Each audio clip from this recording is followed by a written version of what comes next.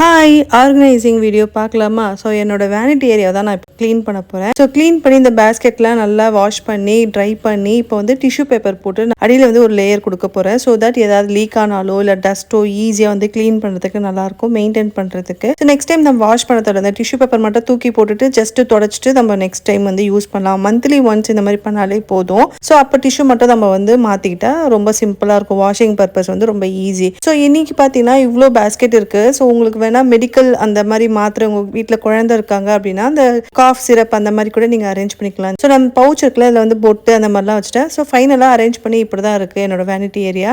நான் வந்து ஸ்கின் கேருக்கு தனியாக ஒரு பேஸ்கெட், அதுக்கப்புறம் டெய்லி யூஸ்க்கு தனியாக பவுடர் தைலம் இதுக்காக தனியாக வந்து நான் வந்து யூஸ் பண்ணியிருக்கேன். அண்ட் உங்க வீட்டில் கண்ணாடி இருக்கு அப்படின்னா அது நல்லா தொடச்சிட்டு விபூதி இருக்குல்ல அதை போட்டுட்டு நியூஸ் பேப்பர் வச்சு தொடச்சிங்கன்னா புதுசாக வாங்கின மிரர் மாதிரி அவ்வளோ பளபளப்பாக இருக்கும். இந்த டிப்பை வந்து மறக்காமல் ட்ரை பண்ணி பாருங்கள். நெக்ஸ்ட் வீடியோவில் பார்க்குறேன். அது வரைக்கும் பாய்.